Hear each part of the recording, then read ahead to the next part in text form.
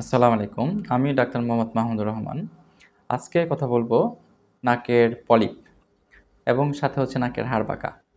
নাকের পলিপ বলতে আমরা যেটা সাধারণভাবে যেটা বুঝে থাকি, নাকের মাঝখানে যদি একটু মাংস বেড়ে যায়, সেটাকে আমরা নাকের পলিপ বলে বিবেচনা করি।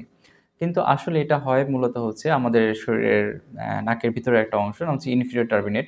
এই ইনফিরিয়র টার্বিনেট যদি বড় হয়ে যায়, এই বড় হয়ে যাওয়া অংশটাকেই আমরা সাধারণত দেখে মনে করি যে এটা পলিপ হয়েছে নাকের।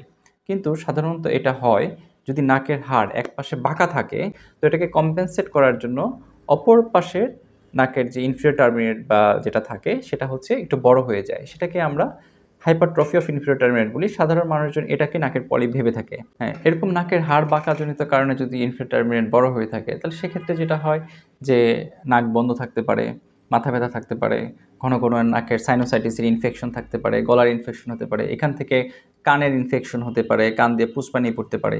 সাধারণত ১০০ জন মানুষের মধ্যে ৬০ থেকে ৭০ ভাগ মানুষের সামান্য নাকের হাড় বাঁকা থাকতে পারে।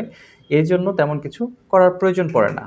হ্যাঁ, সাধারণ একটি নিয়ম মানলেই দেখা যায় যে ভালো থাকেন। তবে কিছু, কিছু ক্ষেত্রে দেখা যায় যে নাকের হাড় বাঁকার অপারেশন বা সেপ্টোপ্লাস্টি করলে এই ক্ষেত্রে রোগীরা কিছু স্বস্তি বোধ করে এবং ভালো থাকে। যে ধরনের সমস্যাগুলো তৈরি হয় এগুলো থেকে পরিত্রাণ পায়। মেডিকেলের ভাষায় আমরা যেটাকে পলিপ বলি, সেটা হয় মূলত বারবার নাকের ভিতরে ইনফেকশনের কারণে, ইনফ্লামেশনের কারণে, সাধারণত যাদের অ্যালার্জিক কন্ডিশন থাকে, শ্বাসকষ্ট থাকে, অনেকে অ্যাসপিরিন খান, তাদের যদি সেনসিটিভিটি থাকে কিংবা ভিটামিনের ডেফিসিয়েন্সি থাকতে পারে। বিশেষ করে স্পেশালি ভিটামিন ডি ডেফিসিয়েন্সি যদি থাকে, হ্যাঁ? সেক্ষেত্রে নাকের পলিপ তৈরি হতে পারে।